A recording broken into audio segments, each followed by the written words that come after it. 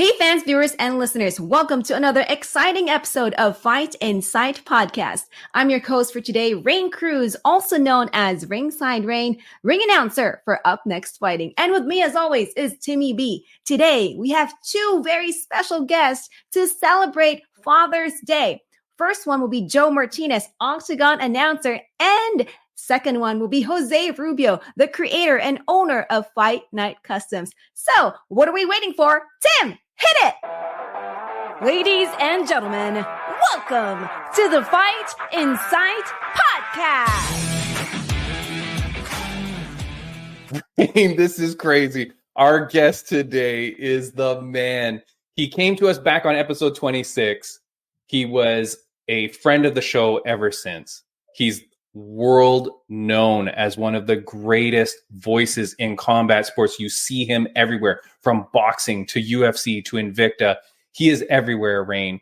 And hopefully he's a very patient man, because behind the scenes, we just screwed up and we recorded like 10 minutes of this podcast and it wasn't recording. So Rain, bring the man back in better than you did last time. We need to impress him now more than ever. Please welcome the Minister, Joe Martinez. I don't know how you do it. There it is. There it is. What's up? I can't believe you're still around, Timmy. This is incredible. Joe, I am so sorry. Okay. Again, apologies to Joe.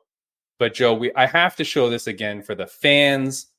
I know you just saw it, but Joe, we're here now, episode 170 something, right? Seeing guests from around the world of combat sports, UFC, 1FC, Bellator, PFL, Lion Fight, everywhere, amateurs and pros. Here we go, Joe. Here's what you told us in your last appearance way back in episode 26, almost 4 years ago, really. Here was the criticism you gave to us, or feedback, as it would be. Fight on site. That's our pick for the fight on site on the Fight Simulator. All right. I don't think I've been a part of a worse promotion ever.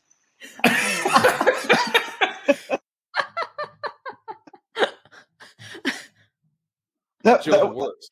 I don't think I really meant that. No? No. I think you did. Maybe we had some issues, but let me tell you, I've been on worse things since. So you've moved up that from the bottom of that barrel. Yeah. You've teared up. I mean, Joe, I'm trying my best. We're trying to level up. I'm learning from some of the best in the business, like yourself, like your friend TJ DeSantis, like your friend Judge Mike Bell. These guys are all imparting their knowledge. And, we're growing the podcast, man. Yeah, well, it's important. We keep growing. And, the people that put the work in are the ones that are going to have the results. It's when you quit. And I know that, for anybody in life that has an ambition or a dream, it's like you've got to continue to pursue it. And when you start to fade, when your salt starts to leave, you need to be resalted, because what adds that flavor is salt. And where do you get that salt? You get that from other people that are building you up. And think of yourself as maybe a hill, and you're getting salted and you're becoming a mountain. You're growing and you're sticking around. So keep doing what you're doing. You guys are fantastic. I see you all the time, and I know you have some fantastic guests on that are insightful and unlike myself, but I applaud you. No, Joe, not at all, man. Like you were, one of the greatest guests that we had at the beginning of the show, and still are, because you're a relative unknown. Joe, we see you everywhere, but you're off social media. You're like an enigma. And so I don't think people hear or see enough of you. Like when I speak to you, like, you're such an intelligent man, you're such a thoughtful man, such a faithful man. Why are you not out there more? Why are you not out in the community a little bit more than you are? I think because I enjoy that personal space. And it's not that I knock anybody that is self-promoting, because I think it's necessary these days, but I put the work in, thankfully, at a time when social media was not as relevant as it is today. So I believe I built my cred in a way that I didn't have to self-promote. So for the most part, people know who I am, what I can do, and everybody's got a flavor. And if they choose me, if I'm that Baskin Robbins flavor of the day, then great, let's do something together. If not, I understand. And also with social media, it's like a troll base, and I don't like negativity. I try to keep that out of my life in every regard. And, that's what a lot of that is to me. And it fuels a lot of fires that shouldn't even be sparks. And it causes people, I believe, trauma, when you're doing something and maybe it's positive and somebody starts to knock it because they don't like it. And you can have 99 people just loving everything you're doing, but that one is the one that sticks, that starts to speak negative against you. And for me, it was like, okay, I don't need this in my life. It's like the people that I surround myself with are ones that are building me up daily, and and keep me correct, keep me humble, and keep me moving forward towards a goal. And my goal isn't to be the greatest voice of all time. It's not to be the main guy anywhere. My goal is to be a great dad, a great husband, a friend that people can call on, and maybe a mentor for people that want to grow, in this realm or another realm. But we all need to be encouraged in some way or another. And if you can find me on LinkedIn, look me up. And if you want to send a message. I will probably 100% reply. I don't think there are many people I have not replied to. So. No, that's good of you, man. I mean, like, you're one of the guys that's like, although you're front and center, although like in an event that you are announcing, we see you more than anybody else for that 3 hours, but yet you're still kind of like a behind the scenes guy, So it is interesting that you're saying, and I love that your focus is on your family and the things that truly matter, because I think it's important for people to realize that that's the true importance, not your OnlyFans, not your feet pics, but like it's who you really are. You talk about responding to people, and of course, this is Rain's anniversary show, not being on the Fight Insight podcast, but actually being an announcer, the announcer for Up Next Fighting in California. And Rain, it was this man, or partly this man, that helped get you there, right? Yeah. Because I remember, I was at a crossroads, right, with my ring announcing career. Because at that time, I was just only doing wrestling, and I felt like I could do more. But there was also part of me questioning myself, right? Is this still for me, right? Is the dream still alive? But I knew in my heart the dream was alive. I just needed, some direction. And so I reached out to a bunch of people on LinkedIn, actually. And anyone who had the title announcer, I just sent them messages. A lot of them didn't respond. Most of them did. One was a guy from Colombia, and he was trying to get me to Colombia to announce his boxing event. And then the other one was Joe. And I remember telling my husband, I was like, hey, these guys responded to me. And he's like, okay, Dad, the Colombia one might be too far. But this guy, Joe, I think, whatever he's telling you, you should probably try that first. And then what's crazy is that later on that day, I got to work. Fight night was on. And then I see Joe, and I was like, wait a minute. I think this is the guy that I was messaging with earlier on LinkedIn. And I took a picture and I sent it to him. And I was like, this is you, right? And it's crazy. It's crazy because to me, I really appreciated the fact that he took his time to send me a message, give me advice, even on a busy day. And I'm forever grateful, Joe, because of your advice, man. I made it to Up Next Fighting. I got to put in the work, and I just need that redirection, man. And forever grateful. Well, it has to do a lot with your shirt, because when you sent the message, I was like, okay, who is this? And I see she's a Titan. She's a Titan. And I'm a Titan. Whoa! Look at that. Oh, there you go. So I had to represent and give back. And that's very important. I don't make it a practice to message women. So I think even in the message to you, I said, you can call my wife, and we could talk that way. Because I like to keep her in the loop. She's not my manager, but she's my wife. So I mean, she should have a say in everything that I do and everybody that I talk to, and especially if it's an opposite sex person. So I'm glad we got to get through it and help you along the way. And you're doing great. And congratulations on your 1 year. I think it's freaking amazing, to not only just start, but to keep going. And Thank you. And I think we've said before is, the no's you get in life are they're gonna build your character, and eventually that's gonna shine through.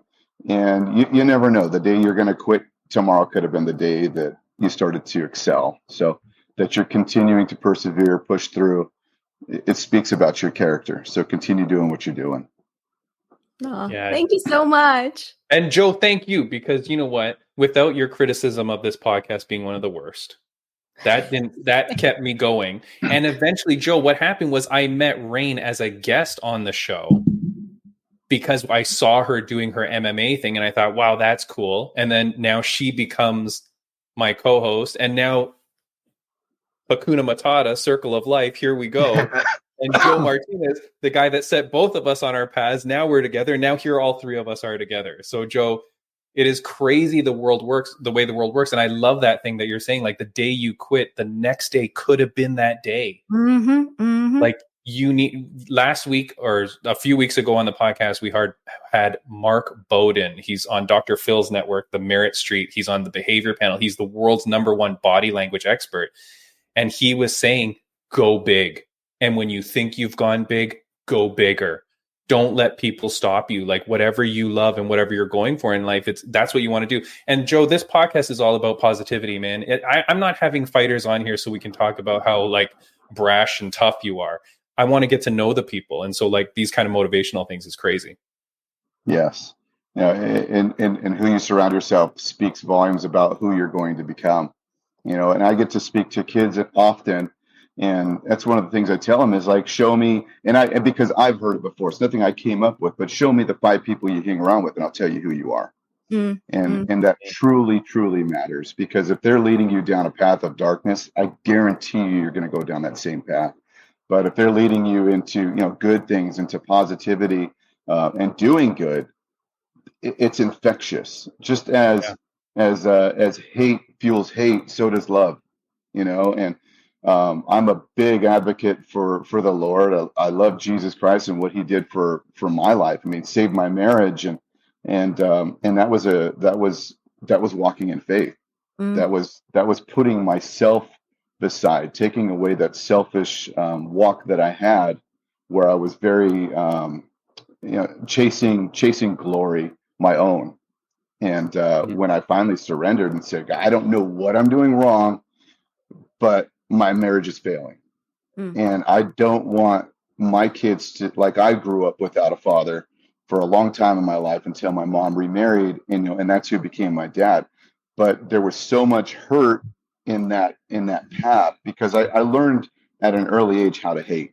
And that was from my biological father. I learned anger, and all that pain stayed with me for so long. And still to this day, I still have to fight some demons, but I also learned love, and that was through my stepdad. And then when I got into a relationship with Christ, it's like, wow, I mean, that's a different love. God's love, the Greek word for God's love is agape. And that's a love that it's unconditional. It's like when a mother sees her child for the first time and immediately you're in love. The baby doesn't love you back, right? But it's this attachment. And that's what I feel God has with us. It's like He loves us so much. And, John 3:16 says He loves us so much. He sent His Son, to die for us so that we could be with Him, so we could have a relation with Him. So that's kind of, I don't want to say kind of, that is how I am raising my kids. And that's how my marriage is. And that's what I believe. And that's who I surround myself with, people that are like-minded. Not everybody that I work with or talk to is like-minded. But I am so many times just blessed with an opportunity to minister to people. And I don't know, maybe we'll talk to 10 people today, and they don't have that relationship, or maybe they're at a crossroads in their own life, and maybe they're even thinking about checking out. I went down that path myself, and it's not over. There's hope. There's breath in your lungs. There's hope for your life.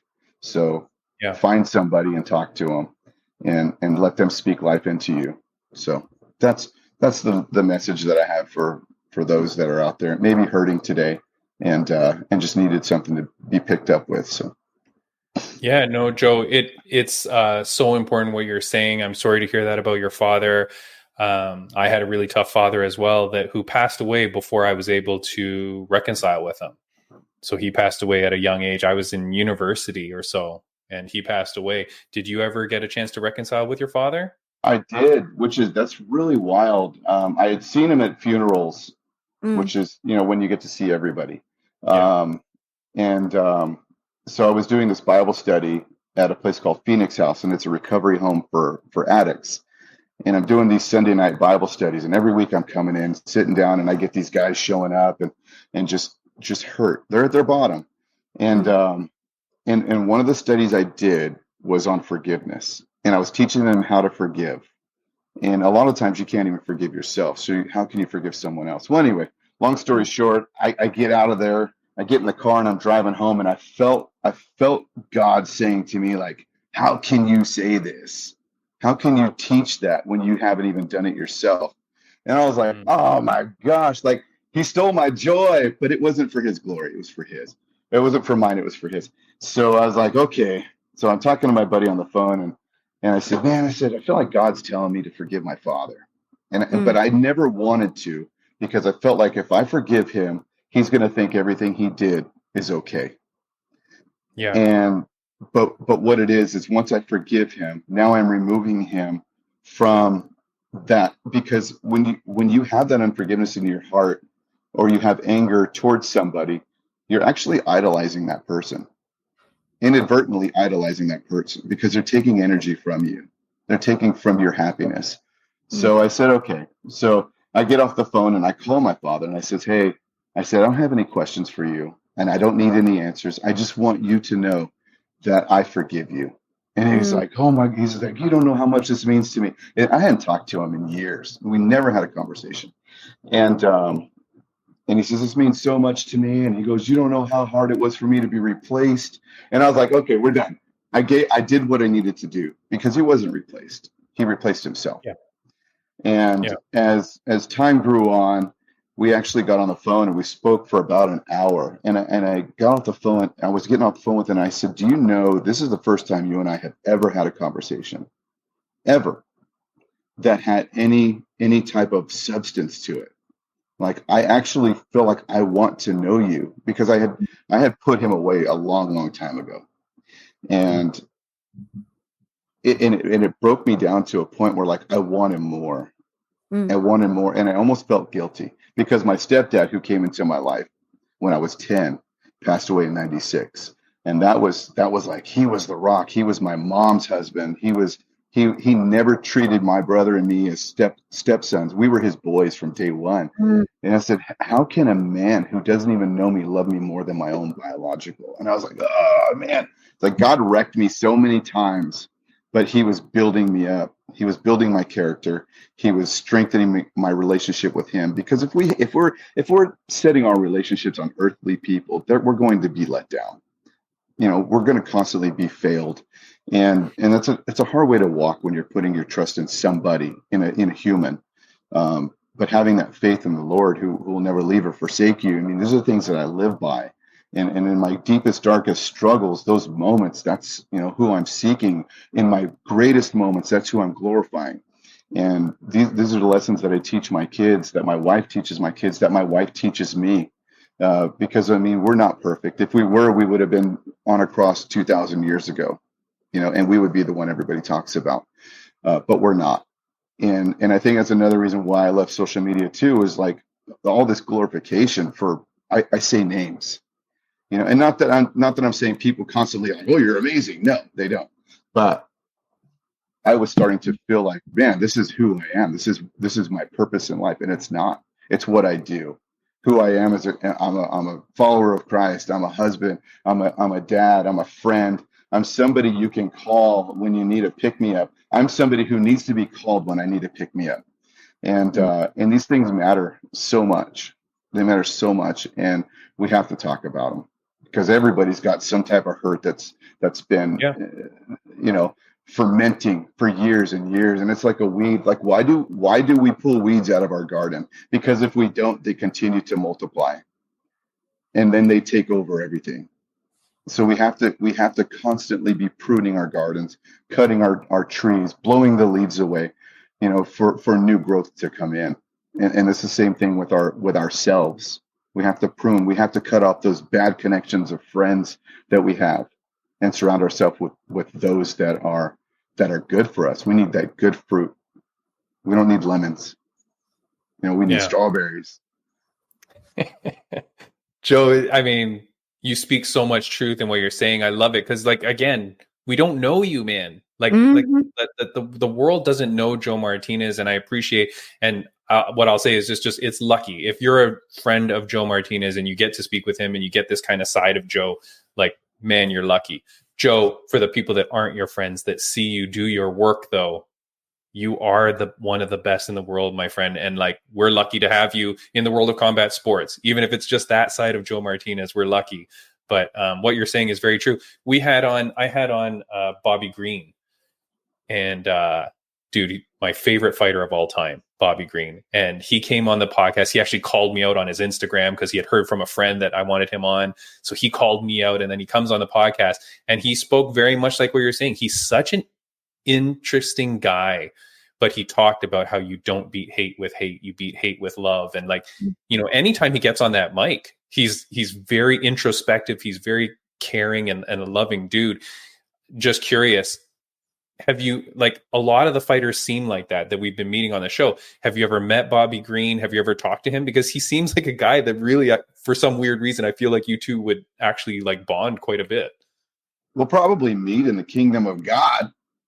But in person, I have never had that conversation, but I have had the opportunity to talk to a lot of Christian fighters. Matter of fact, I go to church with Maki Patolo, who is Coconut Bombs. He's fought in several different promotions, but we've become close, and I never knew him. I've announced him before, and right. He walks in the room. I'm like, Coconut Bombs, and he's like, oh, what's up? And his son came to church Sunday, and I saw his son. I was like, I think I called him Coconut Crumbles, because he's a little dude. But those Islander kids are massive, bro. I mean, his daughter's 13, and she's built. She's ready for war. I'm like, oh my Lord. I said, my son's 13, but be careful because he's like real tiny. I worry about my boy. I hope he hits a growth spurt this summer. But no, it's amazing to see people bold in their faith, and I love it. I love it because that's our great commission, is to spread the gospel, to go and make disciples. Matthew 28:19 says to go and make disciples of all nations, and it's not just for you. And that's what I feel like. It's like if I get to heaven and God says, who did you bring with you? Like, welcome to my kingdom. Who did you bring? I'm so excited to see you, and I'm empty behind me. Then I feel like I failed that assignment, because it's not just for me. It's like I have this amazing feeling daily knowing that I'm walking with the Lord, but I get this sadness about me when I see somebody who's just angry or hurting or living a wayward lifestyle. And I'm like, gosh, they have such a platform. They make so much money, but that's all they think about is, well, here's where I'm partying tonight. Meet me here. And then the whole world is like, oh yeah, like, it's not. It's a path of destruction. And I've seen that path because I was on it. I was delivered from alcohol at a bar in Ireland. And I wasn't drunk, and I'm walking around, and when I tell people this story, I think of them as I would think of somebody telling me the story, like, yeah, whatever. But because I experienced it, I can't deny it, because I saw it with my own eyes. I can't deny it. But I saw a face transform into a demon, and I was like, I'm done. I beelined over to my buddy. I was actually with Graham Boylan. We were doing Cage Warriors, and I said, I got to get out of here. And he goes, oh no, sit down. We're good. And I said, no, I'm done. And it was August 17th, 2014. And I got in the cab. I went back to the hotel, and I just praised God. And I text my wife. I said, you will not believe what happened to me. And she goes, I already know. And I never told her the experience. And we had a Bible study one night, and I brought this story up, and she goes, I knew exactly what happened to you because I had been praying for your deliverance from alcohol. And I was like, but I didn't have an alcohol problem. I was just a social drinker. And she says, no, but that was God showing you a path of destruction. If you continue doing what you're doing, this is where you're headed. And I was like, okay, I get it. But what was wild is like, I can't really stomach the smell of alcohol. Smoke drives me nuts. I never smoked, weed or cigarettes. I never got into that stuff. Gambling. It's like I wasn't into those things really. I don't really know what my vice was or is or what, but I just I think that was the moment though where I was like, okay, this is real. This is real. Yeah. God is real. Well, Joe, the world is changing so much, and just I appreciate everything you're saying. The world is so crazy, though. The world is obviously getting worse, like in the terms of the social media and what we see people doing and the way things are going. Like with the fighters and stuff like that, the way they have to promote themselves or the way they have to act in order to get that next big fight and things like that, and the things that they have to say and the things that they have to do. What are you seeing that's positive since we last saw you, or recently, or whatever, however you want to take it? But what are you seeing that's positive in the world of combat sports? Like, what are you seeing that's good and that gives you hope? Well, let's think about Dan Ige's last loss. And gosh, remind me who it was, but he had brought him into the middle. I can't remember who it was. The prayer with Bryce Mitchell? It wasn't Bryce. Bryce is the one that held the Bible up. I did that one too. Dan Ige last fought against Andre Fili. Maybe, I don't know. It was his last loss. I don't remember who it was, but but he had prayed for him. What was it? Ige's win, and Ige prayed for him. It was something, and I apologize for not knowing that. But I'm so inundated with history. It's just I can't. Sometimes I don't even remember my kid's name. I'll call him my dog's name. But I don't know if that's age or just the mind is funny. I don't understand how it works. You meet a lot of people though, so maybe that's why. Yeah, but I love that. Like in victory, in defeat, that you can still glorify the Lord, and I see it constantly. There was a gal just a couple weeks ago. I saw her fight, and she prayed over. I think it was Holly Holmes. I think she prayed over Holly Holmes. But that it matters, and people see it, and they're like, "Oh, here we go again." And I get sometimes a little bit like, "Oh, how are people going to respond to this?" But you know what? I don't care. I don't care anymore. We can't care. We can't be ashamed of the gospel. Romans 1:16, for I am not ashamed of the gospel, because that's God's power to salvation. That's truth. And if we're not sharing truth with people, we're allowing them to continue to walk in lies. And lies fill up hearts with anger and hate and darkness. And when you start to believe those lies, you become that lie. So if somebody wants to pray over you, heck, allow it, because God's the one with the power. We're just we're assigned to these duties. We're the ones that are told to go and do this stuff. And if God's put something on your heart to go and do it, you better go do it. And not saying he won't make it happen, because he'll use somebody else. And I've had that happen to me too. But don't feel guilt because you didn't do it. Just do better next time, because God doesn't give us a spirit of guilt. Those are lies. And I dealt with that anxiety. And I think, Timmy, we talked about that anxiety I had a couple years ago, where I was in the octagon and I felt so out of place because I felt the lies in my head saying, you don't belong here. This is not your platform. This is Bruce's platform. You're an imposter. And I dealt with this for like 3 straight fights. And I said, I don't know what is going on. But that's when I realized that I was more glorifying what I was doing rather than the position I was in and who put me there. So now I'm like, okay, glory to you, God, because you put me here. Use me in any way that you feel fit, and who I need to speak to today. Put them in front of me. It happens when I get on airplanes. It happens when I get into cars. I had a cab driver in Brazil, and we're driving for 90 minutes, and we start talking, and he goes, this world's crazy. I said, yes. I said, we need Jesus. And he goes, I don't believe all that. I said, no, we do. Because if we don't have some type of faith of positive, if we don't have a stance in good, then this is what you're going to see every day. And you're just going to buy into it. And the world's falling apart. We're crumbling. We're dying. God's still in control. He still has the ultimate authority, but he gives everybody free will. So you have a choice. Mm-hmm. We talk about consequences. And I tell my kids, I said, look, you can go and you can do this.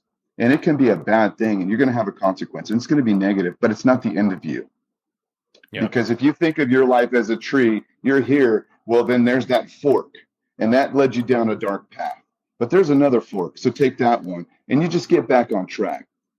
It's not the end of you.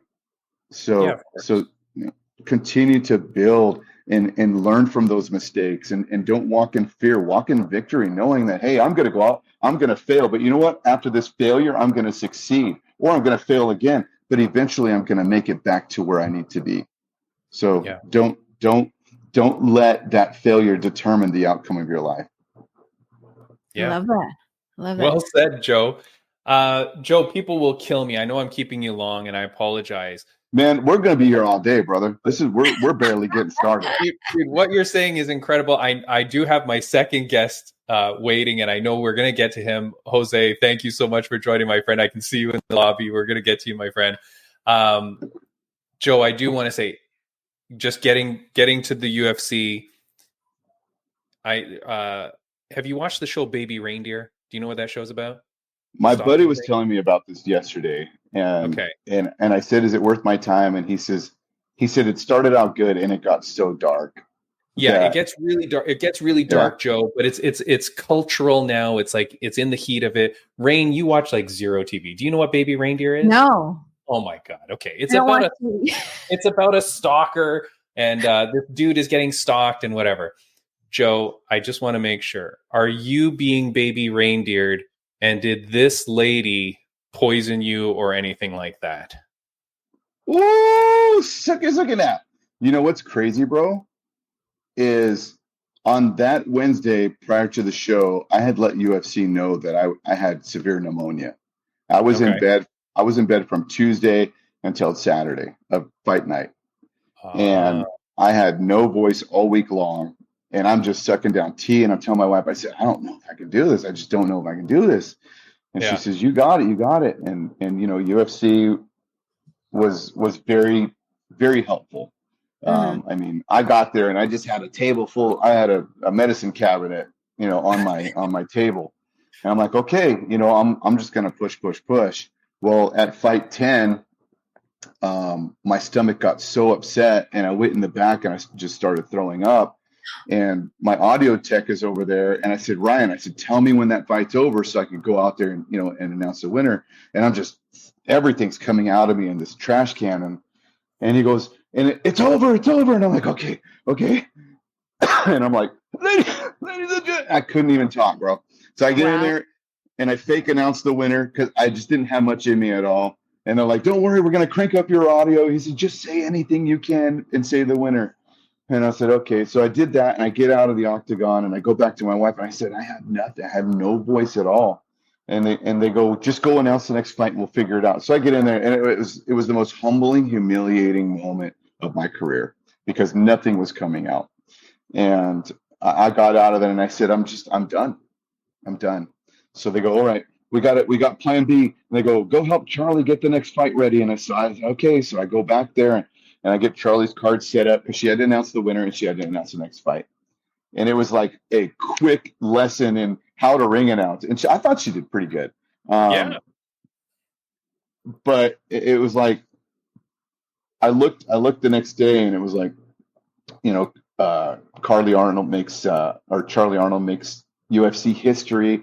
And it was like, her victory was my defeat, my most humiliating moment. It's like, she's getting praised, and I'm sitting here, and I'm almost dead.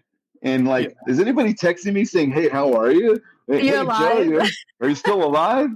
And I honestly, it was such a defeating moment, but it was a humbling moment. Anyway, I made it back to the main event, and I got it done. And I got back over. My wife goes to every show, and I'm sitting next to my wife, and I'm just bawling. And I was bawling because of God's power in that moment, because I couldn't do that. I couldn't have done it on my own. I seriously had no voice. And that he empowered me for that moment just to finish what I was doing until it was complete Mm-hmm. was so emotional for me. It's even emotional now because I feel his power, and that's who gets the glory, And I was like, man, but people won't know that unless they understand what I'm talking about. People don't get that until they experience how much he truly loves us. And that's just all I want to share. And I'm happy for Charlie that happened. Yeah. Oh, we lost Joe for a sec here. He might be getting a phone call, Rain. That's sometime what happens. Is this like a baby reindeer moment? Is that what happens to him right now? Right now. I can't believe you don't know baby reindeer. Jeez, no, this is what I do with my TV. Okay, I put the Fight Insight logo on it. That's it. That's all it displays. It doesn't have anything else. No, I mean, yeah. Okay, he's disconnected now, so hopefully he calls back in. Here he is. Hold on one sec. Hello, Joe. My bad. Oh, your audio's all off now. Hold on. There you go. No. You hear me? Hello. No, it's like all staticky now. Something might have lost connection. And Jose, I see you. I'm so sorry, my friend. Are you okay? Yeah? Okay, I'm so sorry. Hold on, Joe.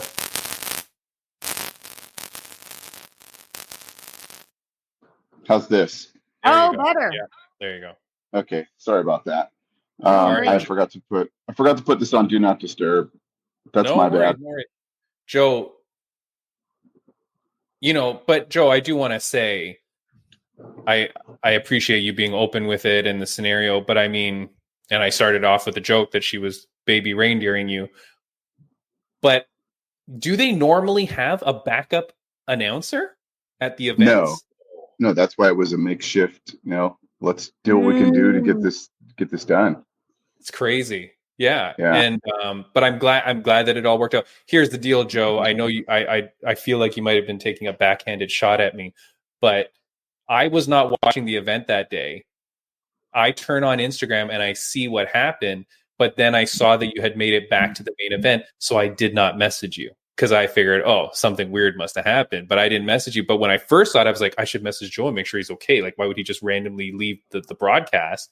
And then when I heard that you went back on the main event, I'm like, oh, okay, dude's okay. So just know that I was thinking about you, my friend. Thank you.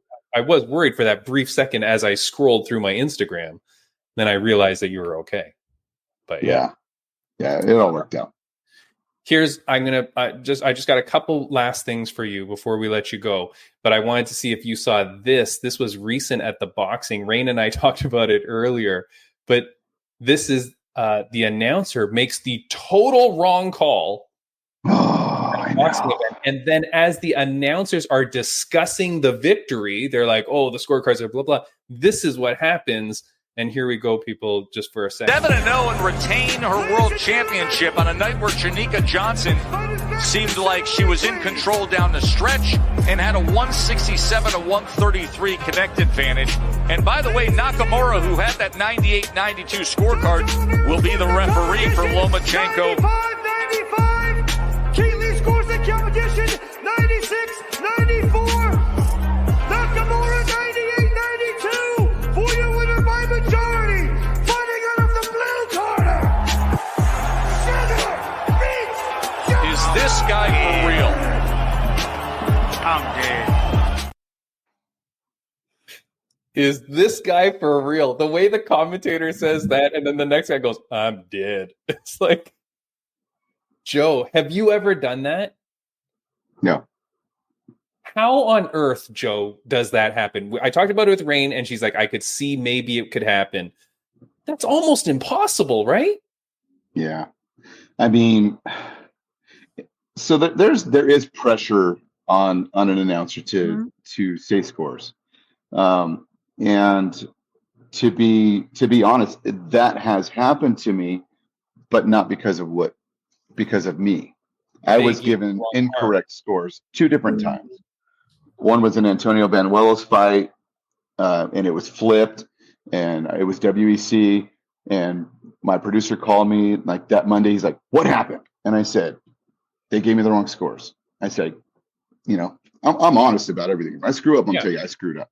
And it was in New Mexico. And he goes, "Well, they're telling us that they gave you the correct scores." I said, "Peter, I was sitting over there and I watched them write it down. And I said, 'Are you correct?' And they said, 'Yeah, we're good.' Because I verify. And I will sometimes triple, quadruple confirm." Now with UFC, it's more like, "Hey, we're on time. Let's go. They're sometimes counting me in and I'm still down there writing scores down. But what I learned is I don't take sheets anymore from commissions. I'll have judges' names and I'll write, 30-27, 29-28, 29-20, or 28-29, however it is, under each judge's name, and draw my line to my fighter winner, circle it, unanimous decision, and then say it. But we've got to be quick. We've got to be quick with UFC. He had a lot of time. So in his defense, I understand. However, he had a lot of time to get it correct. And that was unfortunately a fail. And, I had actually responded to somebody's post on that. And I said, hopefully his promoter will have grace and give him another opportunity. But if not, there are several other capable ring announcers in the world. The girl up here, this girl right here. Yeah. Yeah. There you I don't go, know what's Joe. going on. I don't know what's going on with my finger. Yeah, right here. Yeah. It's working. But Joe, no, it's crazy, man. Rain, before we let Joe go, is there anything that you wanted to ask this gentleman? Yeah. So I really love how you respect your wife, and vice versa, because I see her posts too on like Instagram, and I love the respect and love between the two of you. What's your message for your lovely wife, Joe? Oh, she's my queen. She's the queen of my heart. That woman right there. While the world will love you, it will spit you out quick. My wife has been there when we were collecting recyclables to make money so we could feed our kids. We didn't have a lot of money. We both grew up with very little, and she was there in the beginning. So that's when you have that person that is your all everything and stands by you through thick and thin. I mean, that's your true love. And I owe her a debt of gratitude. I thank the Lord daily for her. Like last night, I was watching her sleep, and it's weird, right? But I just look at her in a vulnerable moment, and I just thank God. I'm like, thank you, God, that this is who you gave me. And I think she feels the same way. She's taught me so much. She's taught me about who I am. She's helped me to believe a lot in myself, through negative moments. She's pulled me from destruction a lot of different times, and helped me to stay on a good path. But yeah, she's my warrior. She prays for me. She prays over my kids. She prays constantly. It's like I live with Jesus Christ. It's difficult, but it's rewarding because she's never against me. That's one of the things she told me. She says, let's do this. And when she said, let's move to Vegas, I said, you're out of your mind. I said, you want to go live in a city that, it glorifies everything that is not of God. And she says, but there's light there. What's light? And she says, there's so many lights there. She says that where there's light, that's where the Lord is. He's in the light. I said, yeah, but there's so much darkness. And she said, yes, but your light, you go into those dark places and you be that light, and that's an assignment we have. And I said, okay, I still think you're out of your mind because I love living in Georgia. I loved it. I'd go back tomorrow. But here we are. And that's the assignment right now, and it has bridged such a major gap in our life because I'm no longer on a plane every weekend. For the most part, we do everything together. She's at 90% of my shows, and my kids are the other 10%. Maybe 9%. Very rarely am I without anybody, and it's because I want them to experience things outside of their bedrooms or video games, and just to have that a little bit of neatness to share when they grow up. But yeah, it's been pretty awesome. I never miss church. Rarely, rather miss church. I get all my son's football games and with my kids, every day. to the point they're like, Dad, when are you leaving? Yeah. They're booking you gigs, Joe. They're going to become managers. They're going to book you gigs out of town. Joe, I really appreciate you coming on, man. Obviously, you know the positive impact you have on people, and what it sounds like, and what people may not have known before watching this podcast is that you obviously have a very positive impact on people around the world. Not just around the world through your speaking, but like in your personal relationships and in what you do at home. So it's incredible. I do want to call a little bit foul on you, though, because when my last co-host was looking to become a ring announcer, unlike the positivity that you gave to Ringside Rain, I just want to remind you of how you responded to him, Joe. Aim higher. Don't come after my job. I need this. So go away. All right? I don't have time for this, Princey. You got to just beat it, bro. Joe, what are you talking about, man? I'm going to be honest. Beat it, bro. If I'm intimidated by somebody, I'm going to tell them, get out of my realm. No, I'm just kidding. I've told you this before, though. People will message and say, well, how much should I charge? How much do you charge? I say, you can't do that. Okay. You see my tree. I got a lot of fruit here, and I've worked very hard to get that fruit. But I was at one point in my life, I was that seed, and I had to grow. So you need to grow. And I'm not around forever. We all have an expiration date. And I'm happy I'm happy as long as you call me. Great. If I continue to be a ring announcer till I'm 65, 55, whatever it is, whatever my assignment is, I'll do it. But it's not who I am. I already know who I am. So take it away tomorrow. I already know there's something else in place. Yeah, Joe, you're a good dude, man. And I do want to give a shout out because Rain showed me this. But if you want to get in touch with Joe, because Joe, you're off social media and whatnot, but I have Instagram again, though. I do have Instagram. You do have Instagram again? Okay, but you're here. You're at fanbasis.com/Joe A. Martinez. You can check out there. And you got some cool stuff on there, Joe. So go check that out. fanbasis.com/Joe A. Martinez. And Joe, you are on Instagram now, accepting random followers? Joe A. Martinez. Oh, I got to get back on that then. I got to go and see if you're there, see if you accept my friend request. But you can be my friend. Thank you, Joe. Joe, very quickly, I'm going to ask you one last question before we get to our next guest. One last question I want to ask you. It's a question that I've been asking guests for maybe the last year now. I'm going to ask it to you. It's a question that my mom used to ask me almost every day of my life growing up. Joe A. Martinez, on a scale of 1 to 10, how happy are you? I am a 10, brother. I wake up at 10. I go to sleep at 10. If you had my life, you would be a 10. And it's not because I have anything. It's because of who I have. So, yeah, I'm a 10. Beautiful, Joe.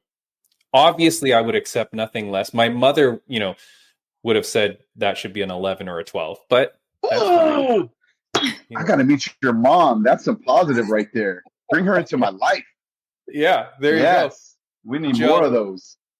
Joe, it's a pleasure to have you back as always, man. Like, again, ever since meeting you that first time, it's so cool, man. I love what you bring to the show. I love the positivity. I love your message. I think it's something that people need to hear. I do think that, I never know how these interviews are going to go, Rain. We never know how things are going to go. But, in speaking with you, it's always enlightening, Joe. And I thank you so much. And I hope that you're back again sooner than the last time. I studied the script you sent. So I think we stayed on pretty good. Pretty good. Yeah. Good. Yeah, we did good. I appreciate you guys having me, Timmy, Rain, just allowing to bring me on. I mean, that's huge. It's huge. Great opportunity. Joe, you are always welcome. And I thank you so much, man. I will obviously reach out to you again in the future, as I always do. Good luck in all your successes moving forward. Good luck to you and your beautiful family and your wife and your children and in everything that you do, Joe. I wish you nothing but the best. Thank you so much. Thank you. Rain, anything you want to say before we let him go? No, thank you so much, Joe. And then God bless you, man. Thank you for keeping the faith alive always and for spreading the word. Really, really appreciate it. You inspire a lot of us, man. Thank you. I appreciate that. Thank you, Rain. Thank you, Timmy. And you guys keep the faith. Keep the faith. And if you don't have it, you better get some quick. I read the book of Revelation a couple months ago. Oh, my Lord. It's coming down. I'm just kidding. I'm not going to there. No. Joe, Thank you, Jose. so much. Hey, tell Jose thank you so much for his patience, by the way, and blame it on me. I'll take the blame. Oh, definitely. He's already penning complaints to my manager right now. Yeah. Thank you, Joe. Matter of fact, I got another 10 minutes in me. I'm just kidding. We're good. He's gonna kill you. I saw him. He's mad. Joe, thank you so much, All my right. friend. Thanks, guys. Take care. Thank you, Joe. Bye.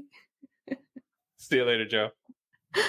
That's amazing, man. That is our man, Joe A. Martinez. He's the greatest. Thank you, guys, for watching. If you're not already a fan and follower of this podcast, go check us out. Follow us at Fight Insight Podcast on all the socials. We do have another guest coming up. Friends of the podcast, shout out. I want to say it quick. RageWorks Podcast Network. Go to RageWorksNetwork.com to check out other audio networks like ours. Aside from that, Rain, we got to bring in our next guest. He's been waiting so patiently, and I am so sorry for the delay, but I appreciate him so much, man. Here we go. Our next guest has been featured on the Preserving Profile series by sports nutrition brand Don't Quit and Peloton instructor Kendall Toole. He's a retired fighter with a 1-0 record. He's now focusing on providing premium uniform fight kits for fighters like our Fight Insight alumni Khalil Pearson and Taco Padilla, who's now in the UFC through his company Fight Night Customs. Unlike me, he's actually met Rain in person because you can find him at the merch stands at UNF events. He is always there. He's a big supporter of UNF, of the fight world in general. Rain, bring this man in. Please welcome Fight Night Customs owner, Jose Rubio. There he is, Jose. It's a pleasure to meet you. How you guys doing? Good. How are you? Good. So I guess I'm one of above Timmy. I've met you already. I've worked with you. So, I'm already kind of like 2 steps ahead of the game, right? Yeah, man. You lucky bugger. You. Yeah, we're very excited to have you. And I'm actually going to take over this one because, we always see each other at UNF events, right? Mm-hmm. But we never got the chance to actually, talk to each other because we're always busy. You know how it is, Tim. You go to the events, you go to the weigh-ins. It's always like go, go, go, go, go, go. Next bout, the next set of fighters. Yeah. So I'd usually just like see Jose and be like, hey, what's up? That's it. I won't even see him right after that.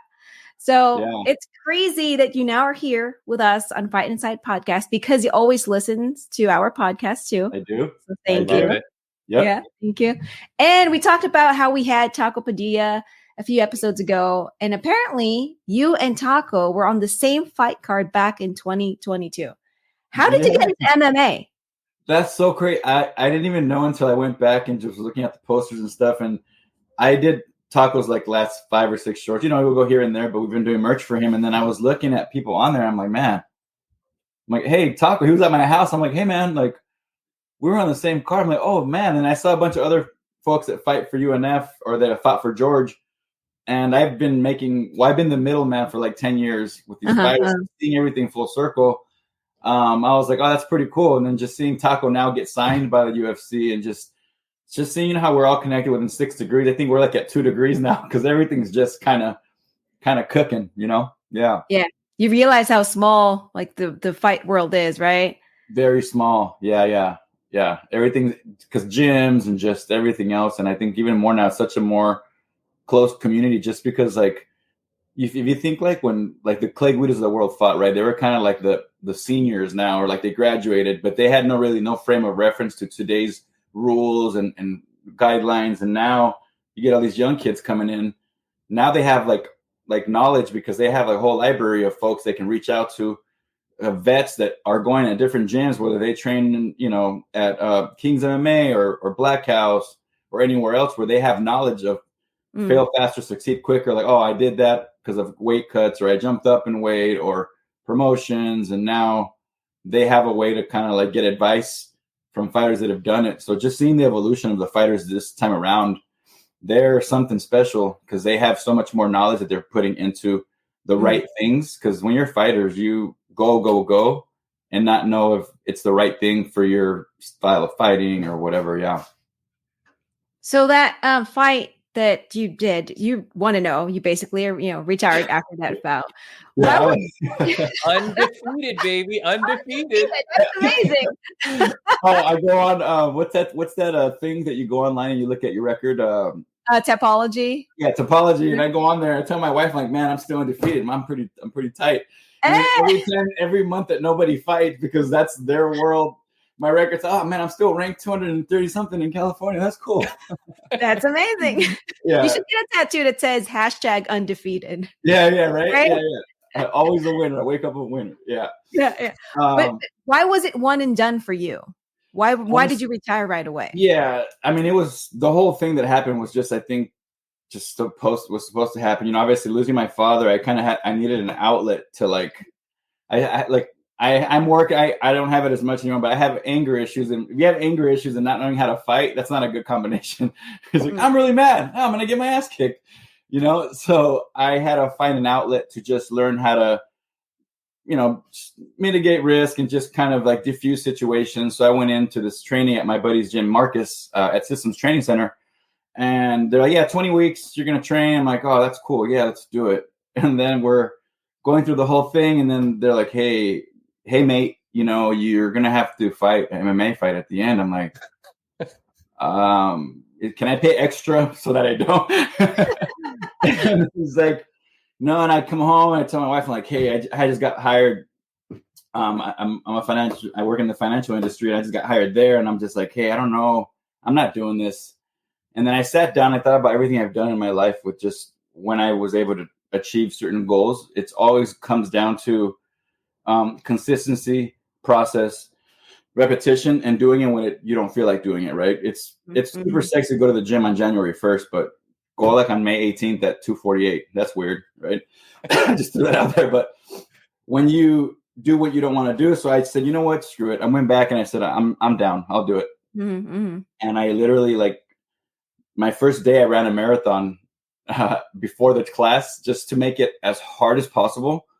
So I woke up that was a requirement, or that was your choice? No, that wasn't a requirement. That was just me just saying hey man, let's just fail really, really bad. So when you get in there, it's just like, hey bro, I just ran 26 miles and yeah, whatever you need to teach me, I'm all for it. So I did that. And then just went through the class, just went through it, and then just trained. And then when I couldn't train during the classes because of my full-time job, I trained with Gabe Silva. He was the one that was in my corner. Tommy Aaron that just fought for bare knuckle, and then my boy Clay Guida. They would come and give me pointers and just, they were just kind of proud that I was able to just take something that was so I was scared to do it, And then when I started getting in there and when I got hit in the face for the first time, I'm like, this fool just really hit me.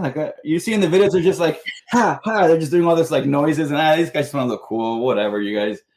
And when he hit me, I kind of got excited, oh, then I can hit him back then. All right, cool. And then I started looking at the technique, and I respect the fight game so much because it's so not what it's what fans see, but when you see certain fans booing when they're on the ground, but man, this guy, for him to get up out of that, putting his head down, all that stuff, that is so hard to do. And just finding the respect and the level of respect of how respectful the MMA community is and just how dedicated and kind and sweet and generous they are with their time and their knowledge. So I kind of fell in love with the process of that, a jab, learning how to throw a jab. And I said, I have 20 weeks. So I just stuck to boxing, kickboxing, and the ground game was there, but it's not that you need years to get good at that. So I figured it starts on your feet and just kind of went about it that way. But it changed everything just because Marcus, my friend Marcus was like, hey man, when you fight, everything's just going to seem easier after, because if you want to lose weight, it's super easy. You just do this. Look, don't put food in your mouth. You don't have to move, Yeah. But when you're fighting, you're super vulnerable. You're out there, people are watching you, and that's as real as it gets. You either know what you're doing or you don't, or you just have that grit and that heart where you're going to just get through it anyway, and that's just kind of from there, kind of where I am with Fight Night Customs now. I just said, I just do stuff to fail and just see what happens, collect the data, and then rest, go back, look at it, and see where I can go, and I've always helped people, but now I just have it more structured where I just kind of fell in love with everything, and UNF, it all started with them, with just Terry on Ware was fighting for them. And George is such a cool dude. He's a promoter for UNF. George was like, hey man, yeah, he always promotes the fighters. He's like, hey, have him come in and I'll let you set up a booth and sell Terry on stuff. So I went through my guy, got merch done, and then set a booth up. And then UNF had merch, but they weren't selling because the first one was just crazy. And my wife was pregnant at the time. We're like, hey, bring it out. Bring the UNF merch out. And we did great. All the fans love the merchandise. They love all the designs, and, all sold out. And then from there, they were like, hey, if you want to come back and help us on certain things. So now we're working on, I started my company and now we're collabing on stuff. I just made they're going to announce some pretty cool things that I did for a fan that's going to get to win a prize and stuff like that. But from there it just evolved. And now fighters hit me up from different places to do their shorts like we did for Khalil. And now got more involved with just the cutting and sewing and just kind of taking it to the next level, I guess. Yeah. That's awesome. Yeah. That's awesome. And I love how you used fighting to, overcome something traumatic, right? And that's always, a good thing in life, when you face like trials and tribulations, when you feel like you're down, you find something positive that would help you, bring back up. And you were on the Persevering Profile series by sports nutrition brand Don't Quit, and you were interviewed by Peloton instructor Kendall Toole. Now, we will talk more about that, but I'm going to ask Tim to play this soundbite real quick because this is really interesting. This is probably my favorite part of that clip. Yeah, here we go. So all these things just opened up doors that I never knew were there just because I didn't quit. I kept going, and then I had people that were like, man, you inspired me. I love that part because he said, people tell you that you inspire them, right? And you just talked about how you got into fighting, you overcame the tragic loss of your father. What do you think your father will say to you right now? Because you had to go through a lot, right? To get to where you are right now. I mean, man, like you said, you're like thinking at first, you're like, okay, I'm not a fighter, I'm going to get hit in the face. And then there you are, you fought your first MMA bout, you're undefeated, right? What do you think your father will say to you right now? I think he would say he's proud just because I found a way to get myself right mentally, because if you're not right, you're not going to be able to do right by anybody, and in this life we live, we all have things that we're going through, and we put up a nice face, which is genuine, but it's still, we're human, so I think he'd be proud that I was able to just kind of, because doing this whole thing was really hard for me, because there's some things that I maybe didn't want to say, but then it's like, what, sometimes you have to kind of, you never know, it's uncomfortable, but that's the things that are going to hopefully help somebody, I think I've always been a very like non-shy kind of guy, and I'm able to now use just the connections that I've made with fighters and people and just help them. And my dad was always that kind of guy. He just wanted to help people. And that's how he passed away, was literally helping somebody, say, hey, can you help me with this? Even then now, like since we were young, he always wanted to start a business, but he never knew what to do. He just wanted to open up a Subway franchise or do all these different things just because he wanted to. He worked at the airport for like 30 years and he used to fix TVs in his garage and all that stuff. And then coming full force now where I started my own business, having a full-time job, like, I manage through the financial sector, I manage a lot of corporate relationships, but then like doing this right now and making some stuff that I'll show you guys in a bit. Like it's like, if I could do this for the rest of my life, and it's going to have to take time, but I think I'm putting in the work, and I'm literally just trying to help people, even when things are not going well. I think that's when you kind of double down and just kind of lead by just love, and examples to my I have a 2-year-old daughter in July now. I have 3 sisters and my mom and my wife, and just trying to be more level-headed and helping people. That's kind of my thing. And, I'm not perfect, but it gets hard sometimes. But I think now, even being here and everything that's happened the last 6 months since even my father passed, I think it's been a testament to just even you guys having this podcast and all that. So you have to put effort, energy, and work into doing things and not just talking, and so I respect everything you guys are doing. And I think my dad would be proud to see that, and we're just getting started. I just have a bigger vision of what I want to do to help these fighters. That's awesome. And is that how Fight Night Customs was born? Because of your desire to help fighters? Well, it's funny because after I won my fight, Clay, my buddy Clay sits down next to me and goes, man, you should do something special is going to happen. I don't know what it is, but just stick with something, stick with it, And then this guy came up to me, and then after my speech, I don't know if you saw my whole fight, my actual speech fight there, he was like, hey, I'm not gonna lie to you, man. I thought you were gonna lose, but man, you won that fight. And I'm like, oh, thank you, question mark send, right? All right. Yeah. Compliment there. And he's like, hey man, I really loved your message, And then he kind of just gave me a hug and walked away, didn't give me his name or anything. And then I didn't know what I wanted to do. So I started this foundation called the Present Gift Foundation, because it's a present, it's a gift. And started with mental health and financial literacy, which is what I did for work and banking. So then I started that, and then the merch started with just Merch USA, just to do clothes. Didn't know what it was, and then I was getting orders for like hardware stores, but then I was doing a lot of stuff for fighters. It was just so confusing. Like this at Target Market, it's like this is weird. And then as I started getting more stuff with the fighters, I did the hard thing first, which is find a niche market and really make something. As opposed to you can go to any restaurant. Oh, you guys have polos? All right, give me your invoice. I'll try to beat it. Whatever. That's like a low-hanging fruit, which is still there.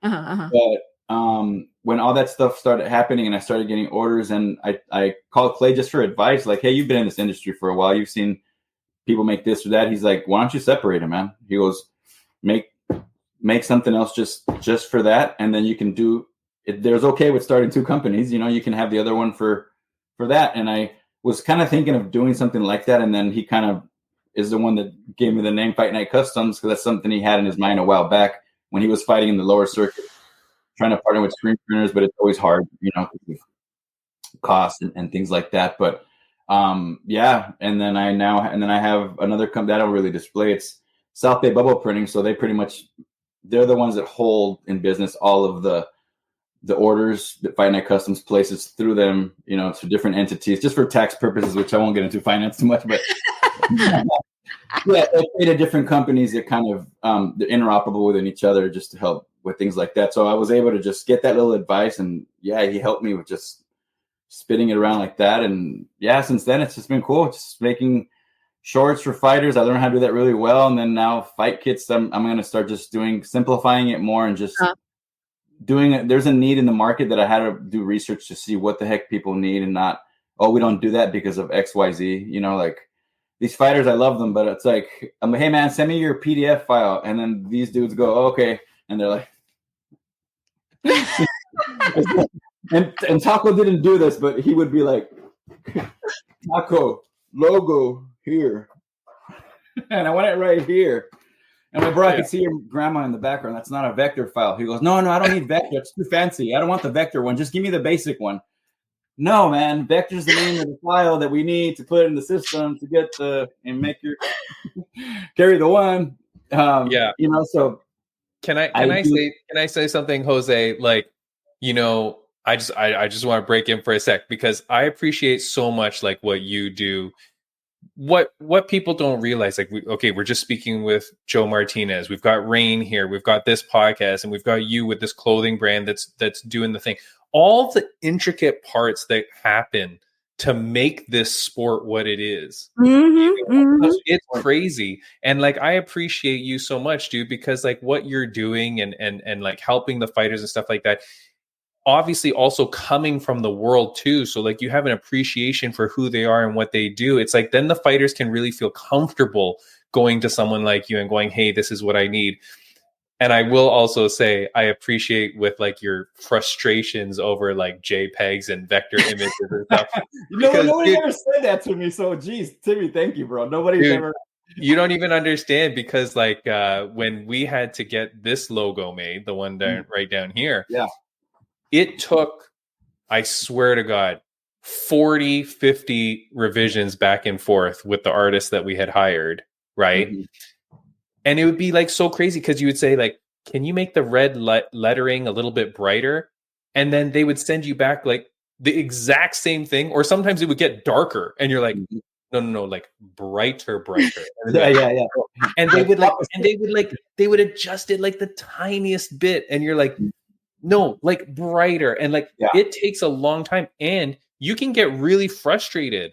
Like, you know what I mean? So like, to be who you are, man, and helping these fighters and stuff, you have to have such patience as well, because you got to walk them through it to really help them, because it's so important. Because if you're creating the clothing and stuff like that, it's got to look good, because if it looks bad, even if it's their fault, it's going to reflect on you. Yeah, I tell them I won't print it, or like in that. Yes, because I don't want my work to look bad, right? So if they don't either have the logo done, or if I'm not gonna do it and teach them a lesson like, oh, print as is, and then I put out like a crappy product. Pixelated. So, you know what I mean? Yeah, that's kind of like, oh yeah, I showed him Fight Night Custom. Look at this ugly ass t-shirt. Yeah, you know. So I fix it, and now I have 2 employees. You know, they work on like part time or whatever. But for me, it's more of like, I'll get it done. I'll figure out the cost, and I learn how to do certain things while I train, empower your employees, right? And now I rather just get it out and then let them know what it is, and just that's how I'm letting the market dictate how I'm going to structure my business, and then have those processes kind of reverse engineered for the output. But yeah, it's been super crazy where I won't do it, or I'll fix it and then just do it like that. But now I got to the point where I'll just take care of it all. Like, I don't want them to touch anything. Just tell me what you want. Tell me what idea you want. And I just make it come to life. And that's what I'm doing now with the fight kits. And I'm starting to build websites, because I know how to build websites. So it's going to be, we're helping them sell tickets. So like Taco was the first one where, like, you know, when they have fighters, either they have the money, but they have other bills, or they want to buy shirts, but they don't want to have a bunch of leftover inventory. So then I worked with, like, Taco is a perfect example. Like, he had a shirt, we created it. We did like a pre-sale, see how many people would want to buy it. And when I interview a fighter, I ask a couple of questions. One of the questions I ask is, how many tickets do you sell? How many have you sold in your last 3 fights? And come up with an average. And whatever that average number is, you should be selling that many t-shirts. One for the fight, and then one for streetwear. Because I said, you guys are small business owners. You guys aren't just fighters, small business owners when you're in camp. It's before, during, and after. And even if you're not in the UFC, you need to act like you already are, because you're a complete package. You're not just a fighter. You're an entertainer to put butts in seats. So if you can see you're coming out with fight kits and you have your own t-shirt line and all these things, you're going to make more money, you know? So I work with certain fighters now, the ones that are serious about it. They just hit me up, and logos, this, that, whatever. We take care of all of it. It's just about people that are really serious to uplift their business kind of model and everything else they're doing. Wow. Because it's, at the end of the day, it's about the brand that you're building, right? Yeah.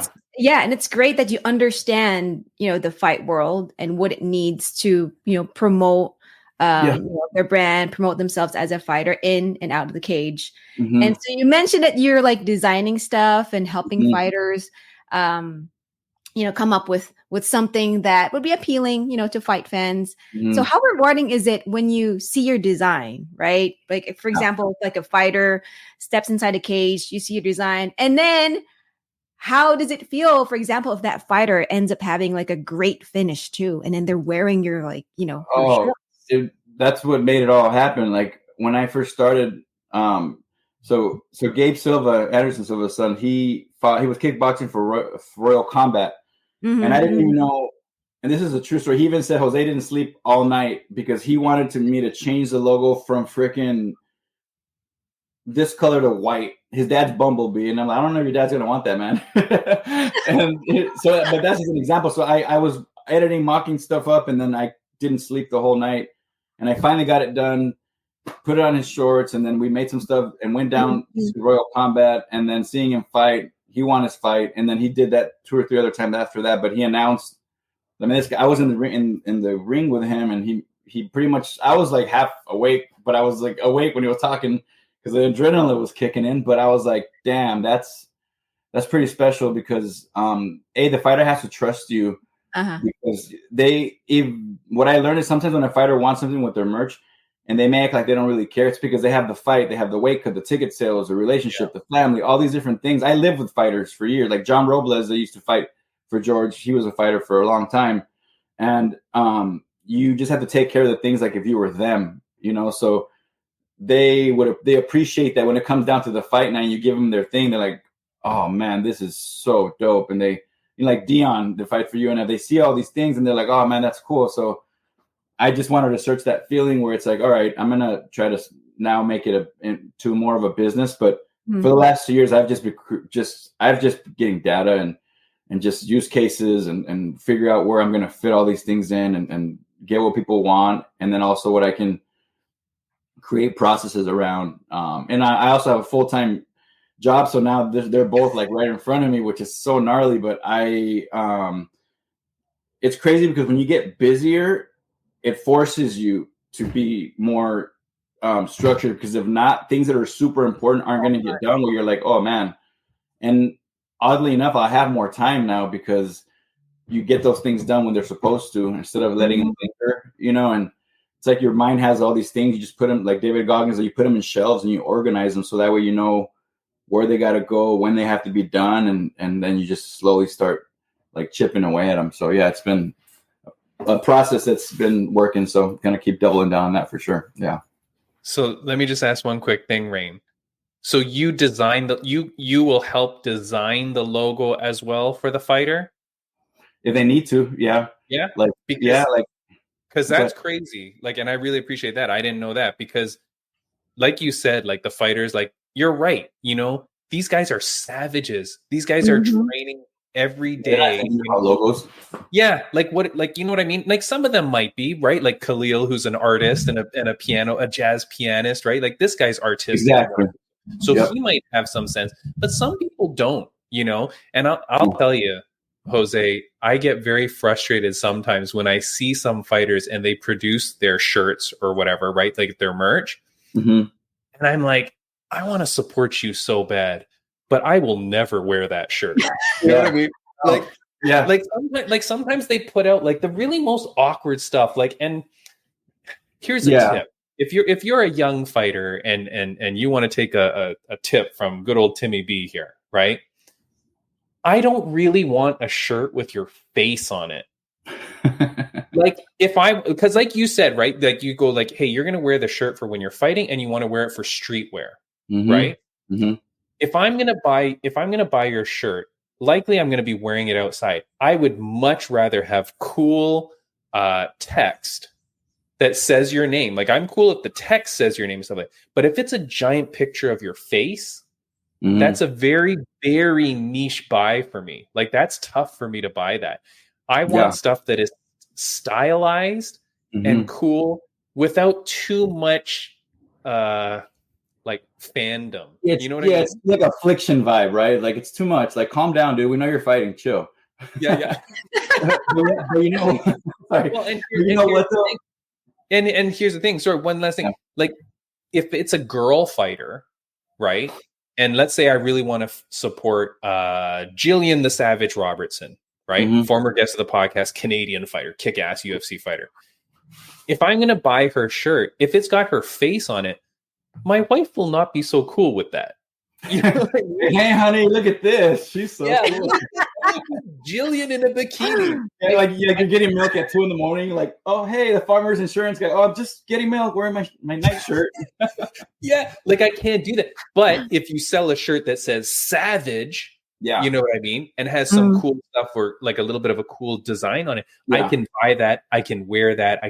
So little tip from Timmy. Yeah, and to add to that, the thing too is like I do stuff for a lot of entertainers and athletes as well, and then I also see like fighters that have fought for UNF that are in the UFC, or I have friends that are in the UFC, and I look, I'm kind of like a stalker like that. I look at their page, and then I look at if they're making a shirt, I look at how many impressions they have based on how many followers, right? And then I see stylistically what is the most common type of shirt that's coming out, either from like other companies that are out there, other podcasts, other people that are already in the UFC, and they go on these big podcasts. And the biggest thing that is like say like Rampage, right, with him here, or like they have the 1, 2, and the 3, right? So then it's like, okay, well that will sell for people that are going to the fight that are those diehard ones where they want to do that. But then to your point, Tim, is like, yeah, you need to have a shirt that's just super accent, super chill, just like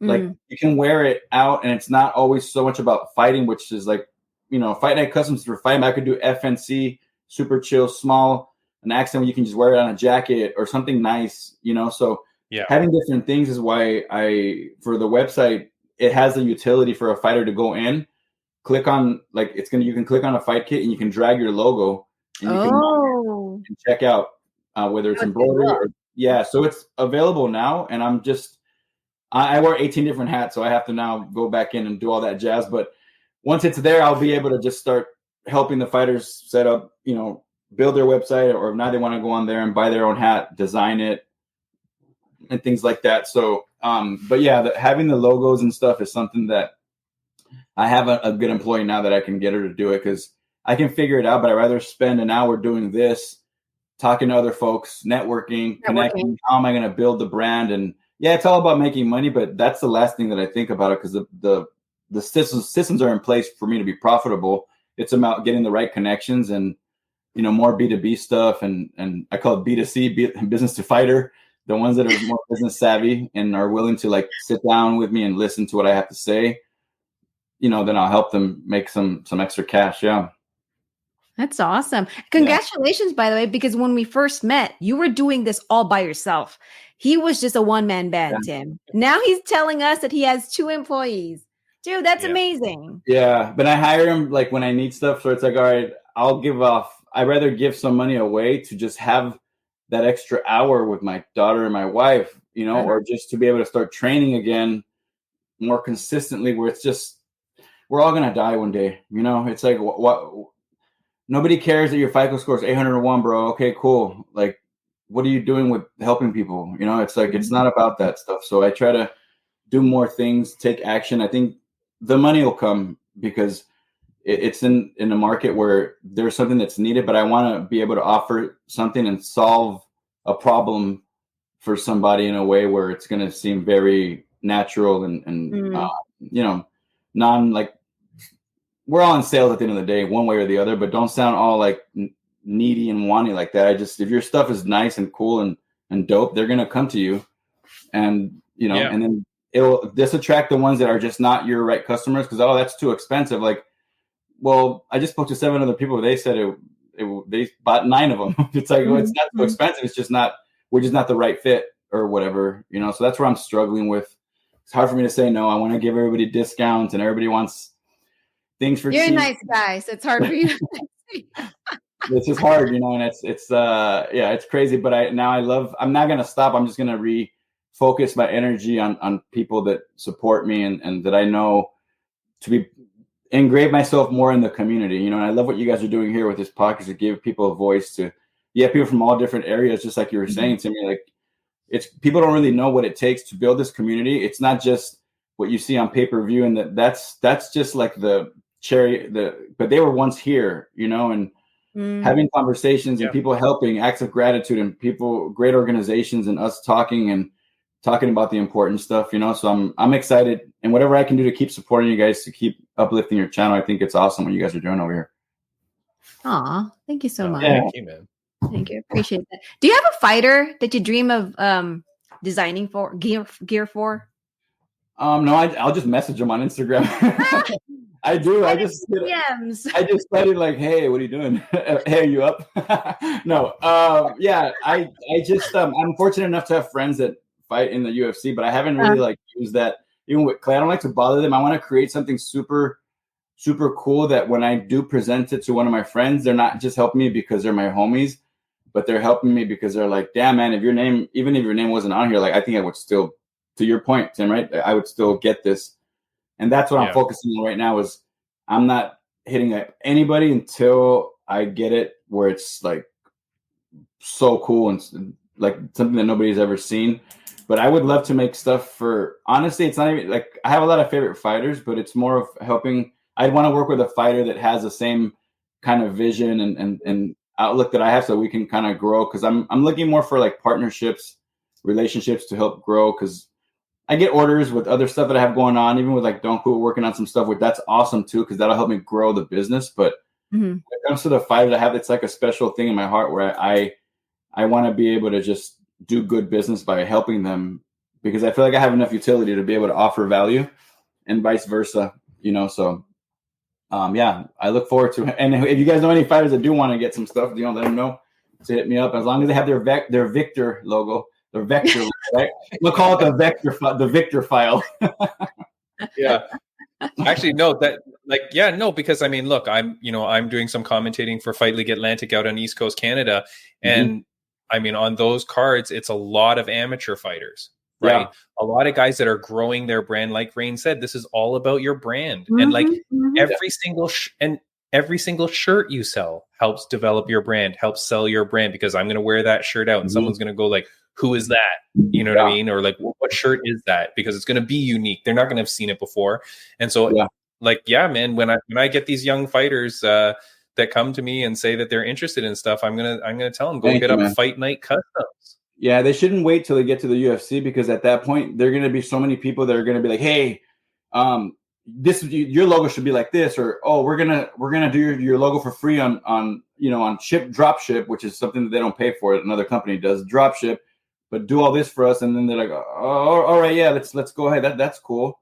As opposed to, you already know your logos, you know your price points, you know your market, you know how many tickets you sell, how many T-shirts. You're like, well, hold on a second, I have my logos here.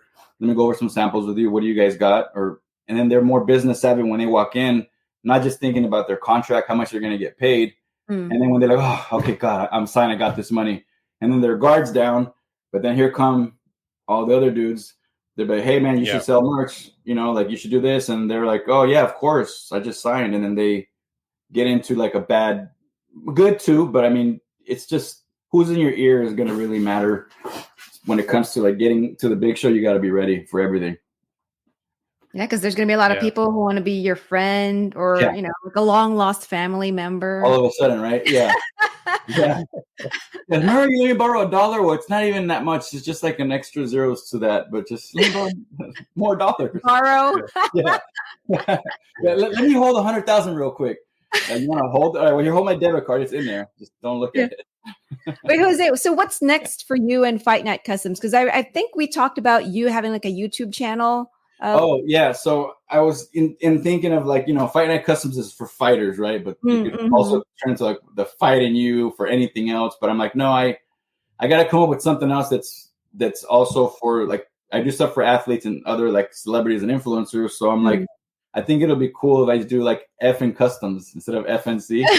So F and Customs will be the name of the channel, which will be everything. So fighters come to my studio or my shop all the time and just create content of making shorts, like when I did it for Kalia, or just behind the scenes stuff, or they come over and I'm working on some kind of collab with them. Like we could play horse, and instead of horse, it's their opponent's last name.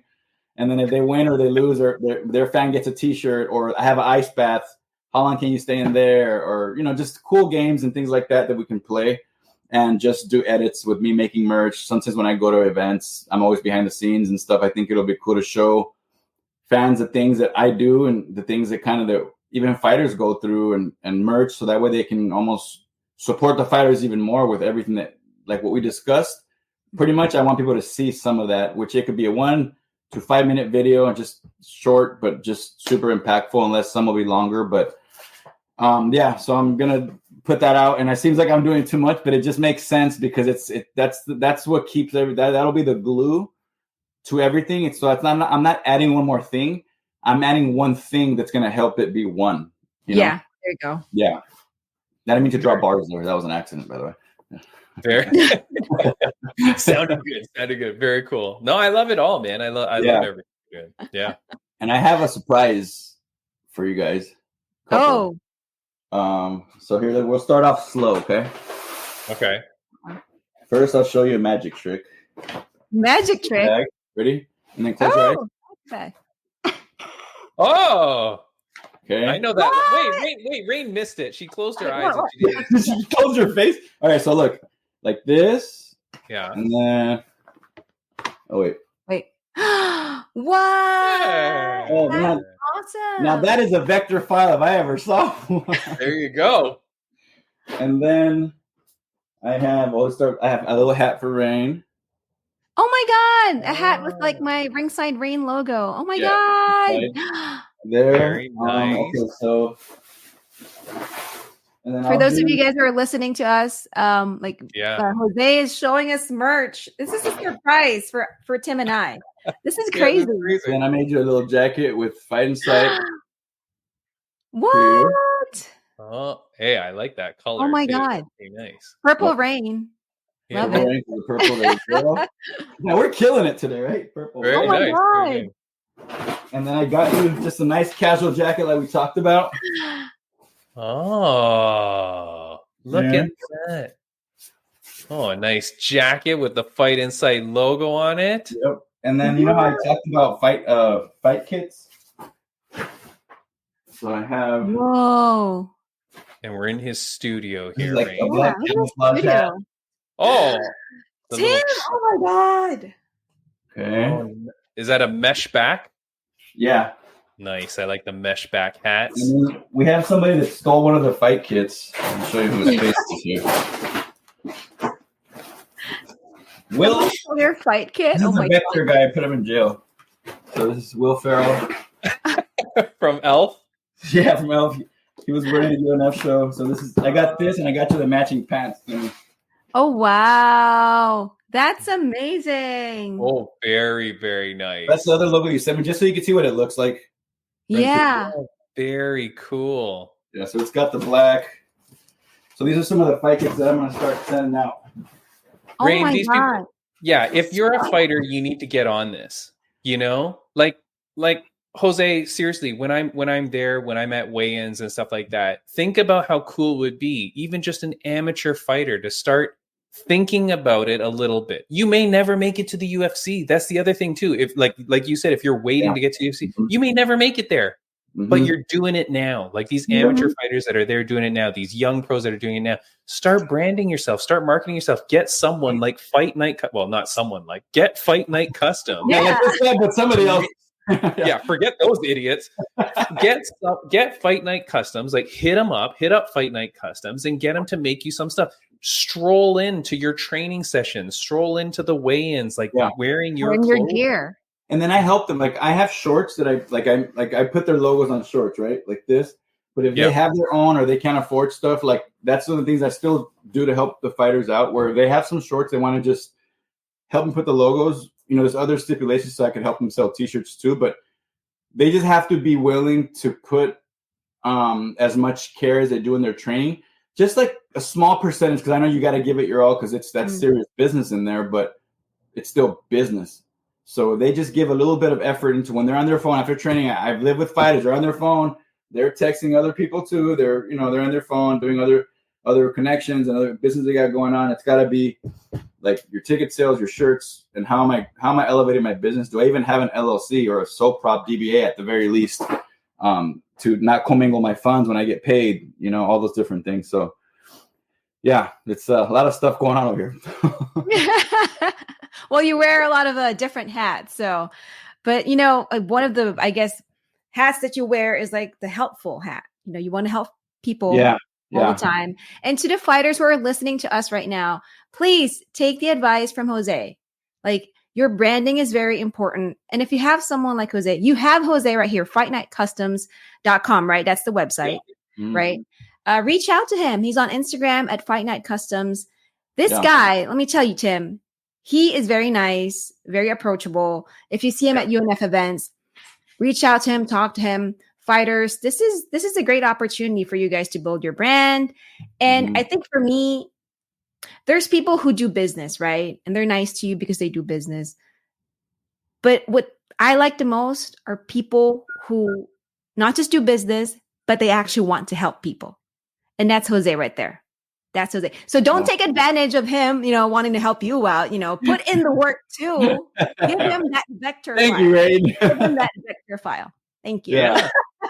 No, honestly, go check out Fight Night Customs. Like, dude, that's so cool. Like the surprises that you showed is pretty and you know, and I did that, but it's just if you have any ideas, like I just show this is what I think, and I have so many sources, but it's good to see like you were saying, your face, right? When they wear it, that to me is currency in itself. Just seeing stuff out there, and then something the fighter created from what they wanted, farm to table, right, or whatever they call it. Yeah, farm to table. But no, it's amazing stuff, Rain. Like I really like it. I'm so glad that you introduced us because here's the thing too.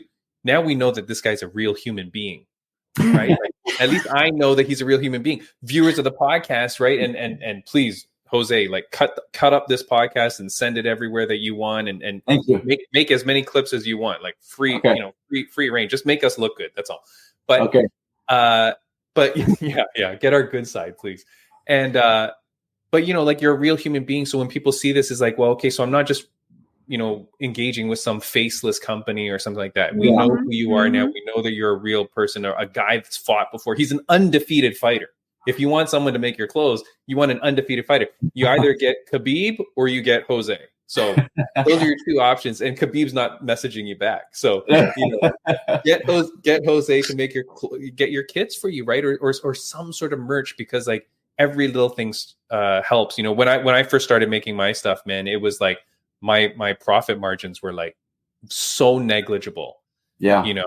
And and I was like mailing out my shirts, just to anybody, like to our guests and stuff like that on my dime. Like I was just sending it out because I'm like, hey, if this famous fighter wears that shirt even one time, I don't care about making money off it. But if I can get one fan, if I can get one follower, because that person, hey, that's cool to me, man. Like it was all about trying to build awareness and stuff. And then it doubles back or triples back or quadruples back in the long run, Yeah. So yeah, I love it.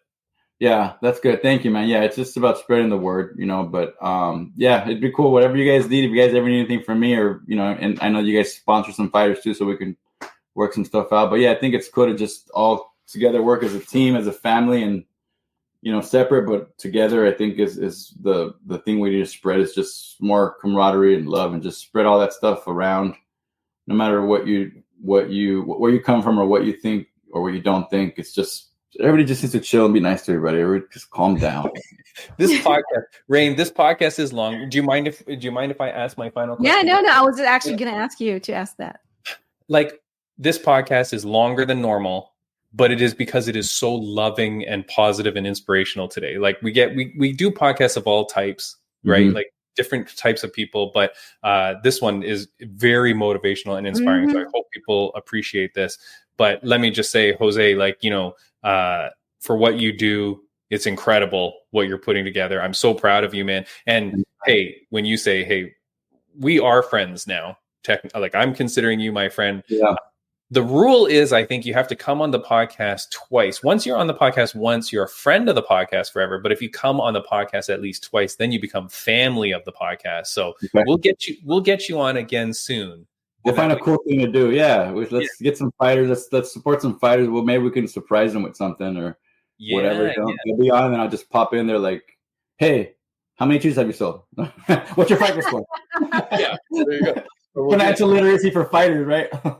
Yeah. Hey, man, that is so important. I mean, that's cool too that you have that background. Like that's the other thing I do want to say. You're not just some guy that's like scamming your way into this.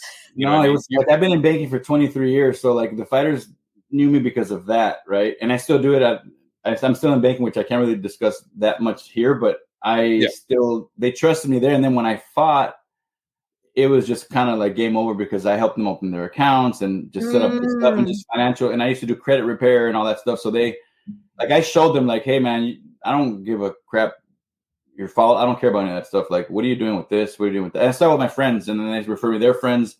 And that's kind of how I just became like, oh, this guy just knows financial literacy. And I would do things for 501c for that stuff. And now that I fought and make the merch, it just kind of, I'm stapled into it now, where it's they trust me. And I would never, I would never, ever take anything that's not mine. If anything, I give more on the way out. Yeah. And before I ask for anything, because I don't, that's just not my style. I take what's mine. I give more than I need to. Yeah. I try to. So, I mean, so what you're saying is you're not selling Fight Night Customs Bitcoin or cryptocurrency, right? There's no such that's thing. That's going to be when we become family on the next podcast, because you said. Right? that's when I buy into the Fight Night Custom crypto. All right. Yeah. I'm going to ask you the last question that I always ask all of our guests, and I know you know what the question is, but I'm going to ask it to you. It's a question that my mom used to ask me all the time growing up in my life. Jose Rubio from Fight Night Customs, on a scale of 1 to 10, how happy are you? I am a 8.75.333. Okay. And what brings you there, or what do we need to do to round that up? What's going on? I just think like every day we were never 100% just happy, right? Because you just feel weird or just smiling all the damn time at Target or something. I think we go through things where I go from happy to content, and when I'm content, that means I'm thinking of how I can fix the things that I'm not fully happy with. So always happy and content, but the part of me with regards to everything else, when just with the depression and all that stuff, even after the fighting and just the things that have happened in my life, that I have something of merit, where that just shows me that I have, like, there's a reason why I'm even alive, and you don't know that stuff before, so yeah, I think it's just more, I'll continue to be happy if I'm able to do things that I love at a higher level and help other people. It'll just keep making me happier. But yeah, I'm happy that I just get content, because I go back to thinking, and then I get a little stressed sometimes because I got a lot of things on my head and my shoulders. But it's good because, again, fail faster, succeed quicker. So just things like that. But not nowhere near where I was before. Not even close. It's all love and it's all positive stuff. So yeah. But thank you for asking that. Yeah, it's awesome, man. Awesome. And of course, before we let you go, when does the episode of Don't Quit come out? So it got displayed on, so Kendall, they went on her channel, and they had, I think it was like ad week in New York. So they ran it amongst a bunch of different podcasts, and I think they're still working on getting it on another talk show as well. So they've been, how it is with scheduling and all those different things. So they're still putting it out there, and they're running through with it with Damar Hamlin, he plays for the Giants, as part of that Don't Quit as well. And I think the New York Knicks are invested in it somehow as well. So they're going to start revving it up even more. Yeah. Wow. Yeah, but it's on Kendall Toole's Instagram. It's on her profile there as well. Yeah. Okay. I'll go check it out then. I didn't know it was out already. I do have a Peloton, but I always select Hannah. So don't tell Kendall I said that. I do enjoy a good ride with Hannah. Guys, thank you so much for doing the podcast, man. Jose, it was an absolute pleasure to meet you, man. Like, what a great dude. Rain, thank you so much for introducing us. This guy is it, man. Like, this guy's the guy. So again, we've said it a million times, but if you're a fighter, go check out Fight Night Customs.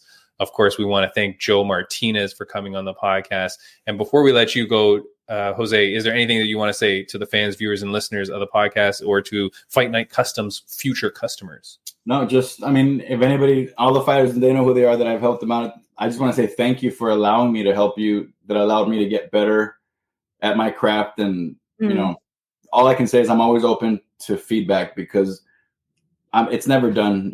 I could think I'm doing something great that is, but may not be so great for this. And just, keep me honest. Let me know what's not working. If you guys want to see something that you guys think will work, I'm always open to it. But just thank you for everybody that supported me and allowed me to kind of live this journey, which is kind of crazy. But yeah, just thank you. And let's just keep failing and succeeding together. That's awesome. I love the way that you said that. Yeah, failing and succeeding together. That's right. As long as we're together, they go hand in hand. They go hand in hand. I've never met a rich, super successful person that never had any kind of trials and tribulations, because you can't really appreciate stuff if you've never kind of gone through certain things to their own respect. Whatever that may be. Yeah. Rain, this podcast has been crazy. It is so enlightening and so thought provoking. Next podcast, we need to just get some meatheads on. I'm to balance it out. I'm too inspired today. I'm too inspired. I know. Yeah. Like, how dare you? I'm gonna go run now. Yeah. I gotta go do something good. Rain, guys, thank you so much for watching the podcast. Rain, we are out of here. This has been a long one, but we really do hope that you guys appreciate it and stick with it. Rain, let's get out of here. We will see you next week. Thank you so much, guys. Bye, guys. Thank you, Jose.